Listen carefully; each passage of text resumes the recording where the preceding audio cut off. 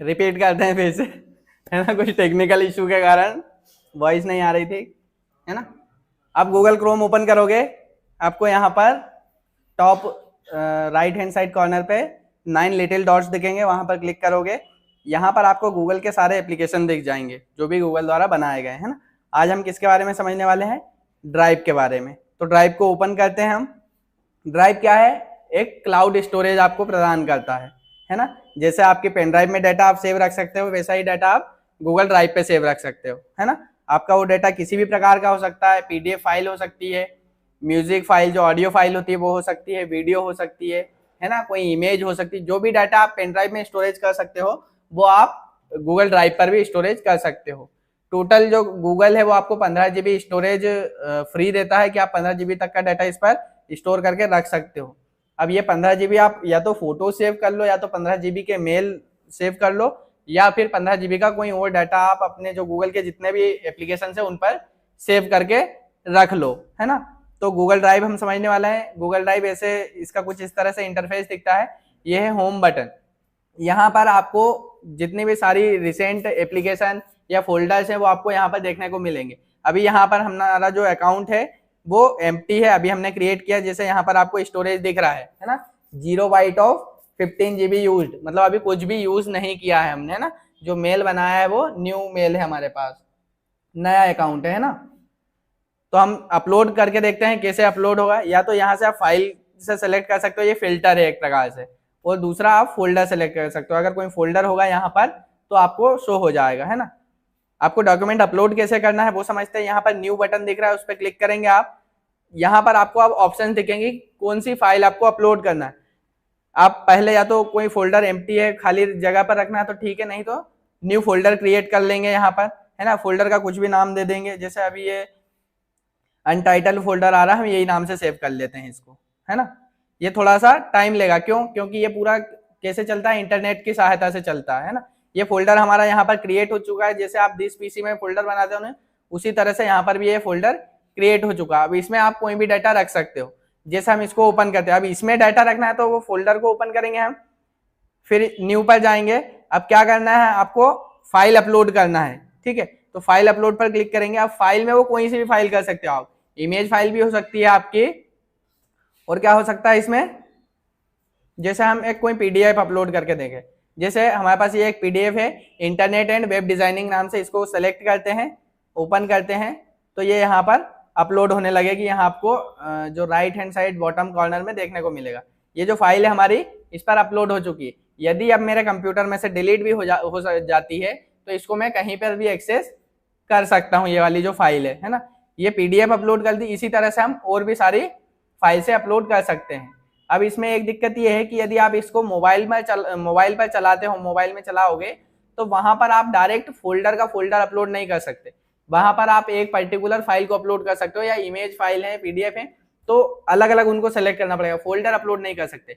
पर अगर आप डेस्कटॉप पर चला रहे हो, पीसी पर चला रहे हो, तो वहां पर आप क्या कर सकते हो, पूरा एक कोई सा फोल्डर का फोल्डर भी इस पे अपलोड करके रख सकते हो। यहाँ पर जो थर्ड वाला ऑप्शन दिख रहा है आपको, फोल्डर अपलोड, तो इसमें क्या होगा कि जो हमारा पूरा का पूरा फोल्डर होगा उसको हम यहाँ पर अपलोड कर सकते हैं। जैसे हमने ये डेस्कटॉप सेलेक्ट किया, यहाँ पर पहले जैसे डेस्कटॉप पे वो दूसरी भी फाइल थी, पर अब वो यहाँ पर नहीं दिख रही है। क्यों? क्योंकि अभी क्या सिलेक्ट किया हमने, फोल्डर सेलेक्ट किया है। तो जितने भी फोल्डर्स यहाँ पर दिख रहे होंगे वो अपलोड हो जाएंगे, मतलब अपलोड के लिए रेडी है। तो हम ये फोल्डर सेलेक्ट करते हैं। नहीं तो इससे पहले हमने जब फाइल अपलोड की थी, जब ये फोल्डर ओपन हो गया था यहीं पर, है ना। तो ये फोल्डर को हम सेलेक्ट करते हैं, ऑल बुक पीडीएफ को, और अपलोड कर देते हैं, है ना। ये जितनी भी फाइल होंगी वो क्या होगा, ऊपर उस पर अपलोड हो जाएंगी मेल पर ये आपसे पूछेगा कि आपको विश्वास है ये साइट पर कि आपका डेटा गड़बड़ नहीं होगा, लॉस्ट नहीं होगा। आपसे परमिशन मांगता है ना, कि आप अपलोड करना चाहते हो, तो हाँ करना चाहते हैं। ये जितनी भी फाइल्स होंगी यहाँ पर अपलोड हो जाएंगे। कितना टाइम लगेगा वो टाइम कैलकुलेटिंग उस हिसाब से करता है कि आपकी नेट की स्पीड कितनी है। अगर आपकी नेट की स्पीड 35-40 Mbps की है तो जराग में जितना डेटा होगा उस हिसाब से वो अपलोड हो जाएगा, है ना, थोड़ी देर में अपलोड हो जाएगा। अब यहाँ पर 2 of 15 दिखा रहा है, इसका मतलब क्या हो रहा है कि यहाँ पर टोटल आपकी फाइल है 15 फाइल है, अभी तक 2 या 3 जो फाइल है वो अपलोड हो चुकी है ना। इसको ओपन करके देखते हैं आ रहा है क्या कुछ। देखो 3 फाइल इस पे अपलोड हो चुकी है हमारी। इसी तरह से सारी फाइल अपलोड हो जाएंगी। ये इसको जब तक क्लोज नहीं करना है जब तक आपकी ये फाइल्स अपलोड ना हो जाए। अगर इसको कैंसिल कर देंगे तो हमारी फाइल जितनी अपलोड हो चुकी है वो तो रहेंगी, पर जो बच गई है वो अपलोड नहीं हो पाएंगी।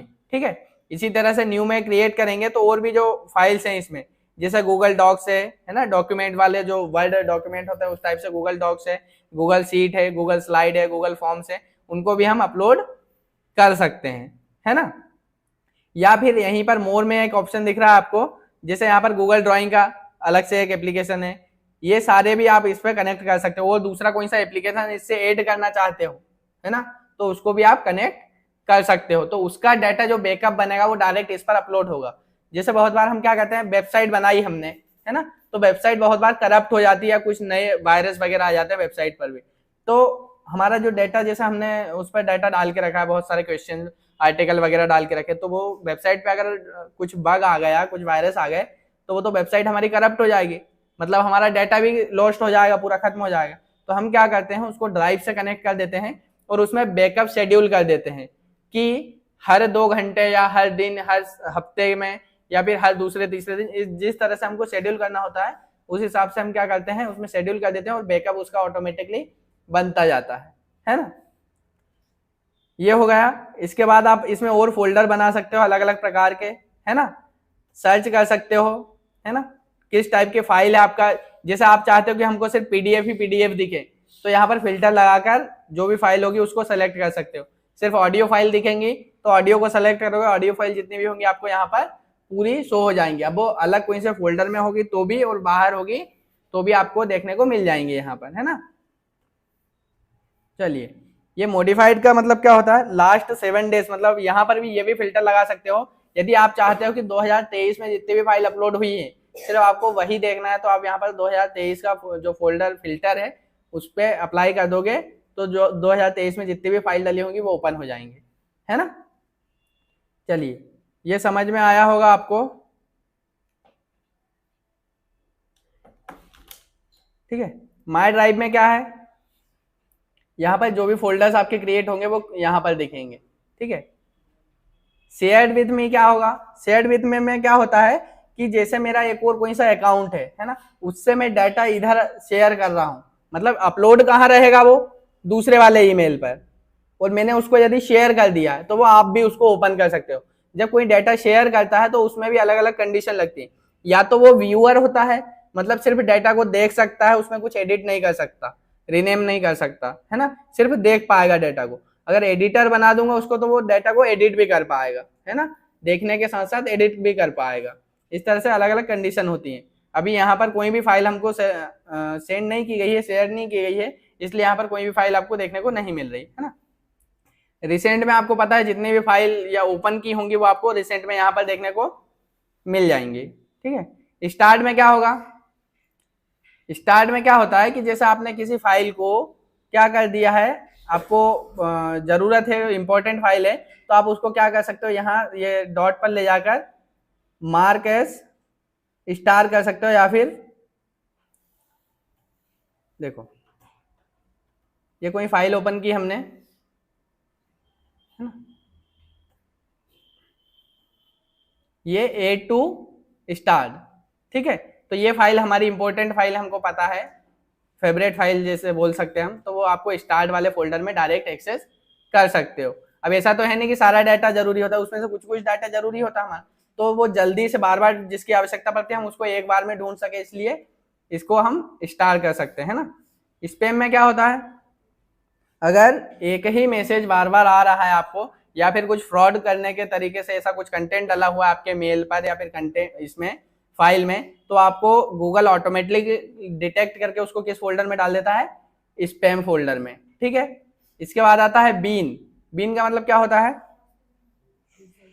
रिसाइकल बीन, मतलब यदि कोई फाइल आपने यहाँ से डिलीट कर दी है तो वो कहाँ चले जाएगी, आपकी बीन में। और बीन में भी ये होता है बीन का मतलब क्या होता है? रिसाइकल भी, कचरे का डब्बा है ना, मतलब ऐसा बोल सकते हैं, डस्टबिन जैसे बोलते हैं, रिसाइकल भी। ठीक है, इस तरह से यहाँ पर भी लिमिट होती है कि आप ये डाटा को कब तक सेव रखना चाहते हो। या तो आप इसको सेट कर दो कि 30 दिन में ये ऑटोमेटिकली इसका डाटा क्या कर दे, खत्म कर दे, इरेज कर दे, है ना, या फिर 2 महीने में, जैसे भी आप इसको सेलेक्ट करना हो, है ना, बाय डिफॉल्ट जो सेटिंग्स दी हुई होती है इसमें। तो ये होता है हमारा कौन सा सॉफ्टवेयर, गूगल ड्राइव। इस तरह से आप इसका प्रयोग कर सकते हो, अपने डॉक्यूमेंट्स अपलोड कर सकते हो इस पर जब आपको इस पर ट्रस्ट हो कि हाँ यहाँ से हमारा डेटा गड़बड़ नहीं होगा, सिक्योर रहेगा, तो आप कर सकते हो। हाँ।